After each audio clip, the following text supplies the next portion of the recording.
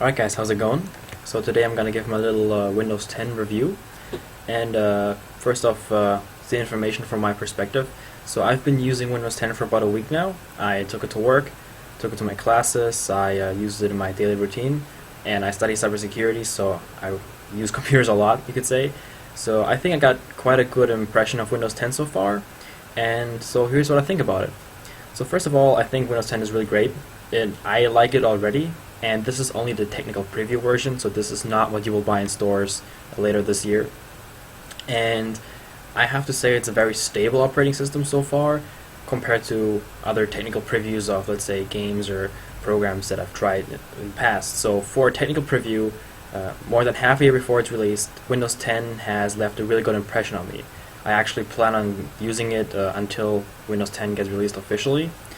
So yeah, let's get to some of the features. Most features that I've found were more about the user interface and the way people interact with their computer, and it was a lot about, smaller things, like you were always able to snap your windows halfway, but now Windows allows you to snap in the corner really easily, and that doesn't seem like the biggest feature for an operating system that skipped an entire number in a series, but to be honest, I think those little features, they add up and they actually make it a really fluid work environment, and I like that a lot.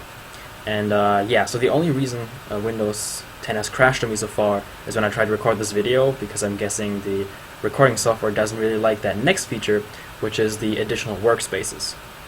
So additional workspaces basically means you can add virtual desktops to your laptop even if you only have one monitor, and that's not necessarily a new feature. I'm going to show you right here.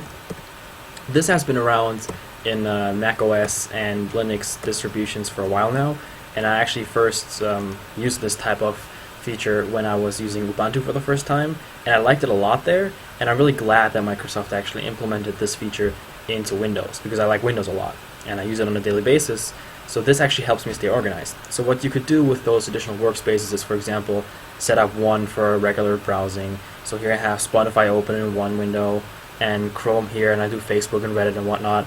And then I want to go to my next workspace.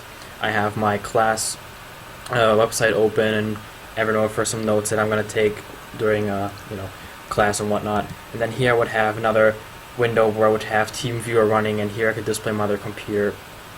And you can set it up however you want. And you basically just go here, and it has a really nice preview of what you have on each desktop, and it's pretty useful, I have to say, and I like it a lot, and I use it that's basically my favorite feature about Windows 10 so far, concerning the workflow and all that. So this might also be the reason why the recording software has crashed, because you have basically 3 desktops now that are basically running the entire time. So this takes up quite a lot of RAM, but unless you're running multiple virtual machines or you're editing videos or anything like that, I don't think it's going to be too big of a problem. And like I said, this is only the technical preview version. That means Microsoft will probably optimize all of this a lot. So the next feature that a lot of people are looking forward to is the start menu. So ta-da, here it is.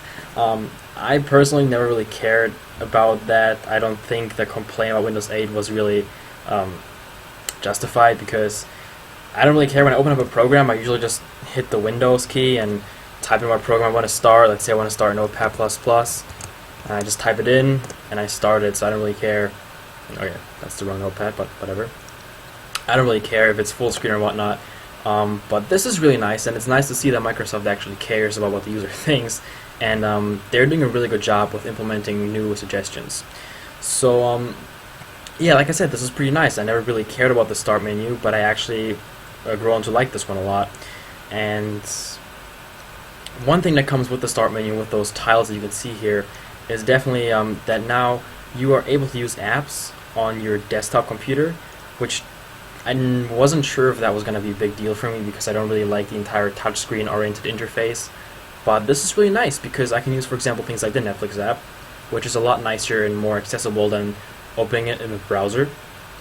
And you can use a variety of different apps. So if you like apps on your touchscreen or your tablet, you can use them on your desktop environment.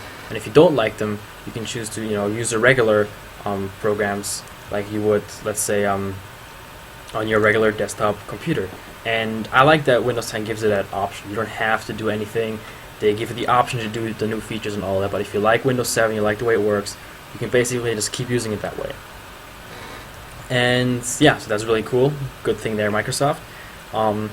Another thing that people are asking me about, and I can't actually demo it because my audio is getting recorded into the recording software, but here is basically Katana. And so what I think about Katana is I think it has a lot of potential. So far, the voice recognition part is working really well. However, the thing is, Katana, because this is a technical preview of Windows 10, Katana is not hooked up to its online database. So unless I'm mistaken, the way it would work is you would tell Katana to listen. So you would say, "Hi Katana," or you click the button, whatever you want to do. And you would say something like, add an alarm to my calendar, or open up Spotify, or open the Netflix app. Katana would then record what you said, and then it would try to recognize what command you gave it. But because Katana can't really compare what you told it to the online database, it doesn't really know what commands you're trying to say. So it only has a couple of basic ones like tell me a joke, what's the weather like, add an alarm. And so that will basically, I think that will become a big deal later on when they finally do hook it up to that database full of commands. But for right now, Katana is basically more like a simple version of what it could be. But like I said, so far it works really well, and I really think Microsoft has a lot of potential here, and especially when it gets to the really crazy apps like Play Spotify or Pause Spotify, or when you can interact with your individual apps and programs through Katana or through the web browser they're going to add later on called Spartan. I think that's going to have a lot of potential, and if they keep up the good work, this will be really great. And like I said, we have more than half a year to go, and they're constantly looking at the feedback they get from us, and they're constantly working on it. So this might be a really cool thing. So what would be another feature we can talk about? So one of the main points of Windows 10 is to connect it to your tablet and your phone seamlessly. So they're going to release special versions of the Office suite that you can put on your phone, so everything is going more and more towards the cloud, which I'm not sure if you're a big fan of the cloud or whatnot, but I like it. I use OneDrive. I don't really have any problems with it yet. And one thing they did in Windows 10, which I wasn't sure if that was a good thing or not, but they asked me to sign with my Microsoft account, and that's the account I now use on this computer. And at first I didn't really like it because the local accounts were more, I guess, concealed, but so far I have to say it's really nice, because when you connect to your Microsoft account, there's just a bunch of services that are just, I guess, worth the risk of losing your privacy. I guess I don't really have anything to hide, but I like the way Microsoft implements it. So the Mail app that you see here,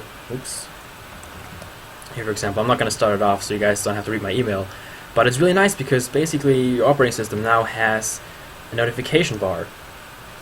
And like I said, this isn't really implemented all the way yet because this is a technical preview, but this might get really useful, and it works on some apps already, and so far this has been really nice.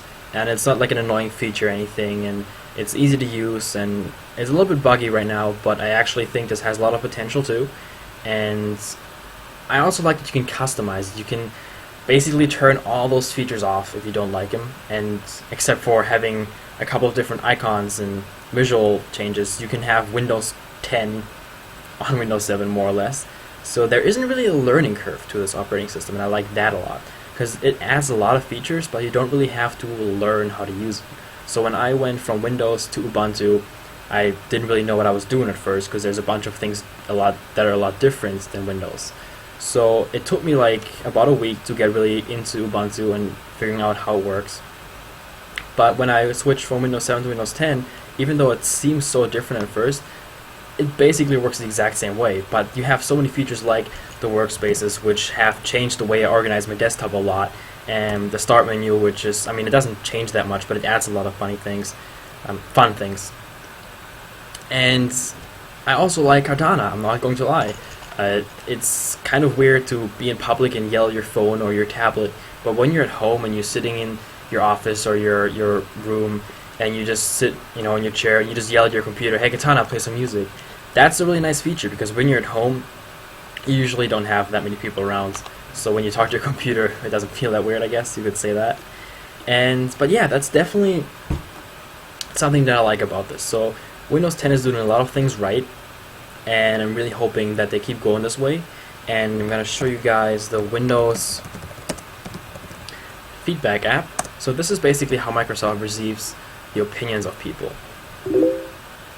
So basically when you, so for example, here we have some other people that also have the technical preview, and they're saying things that they would like to see or they would like to change, and the developers are being very open about that. They're communicating with the people. They're saying, alright, this is what we're going to do. We like that you guys recommend this for us. And I have to say, this is really nice. So yeah, been talking for a while now. It's more like a in-depth review than I thought it was going to be, but to be honest, I think Windows 10 has a lot of potential.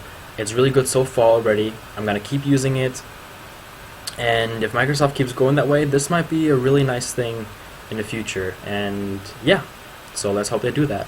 If you guys have any questions or anything, let me know. Like I said, I'll keep using it, so I'll probably learn more and more about it every day. And yeah, I hope you guys enjoyed this review, and let's hope it didn't crash.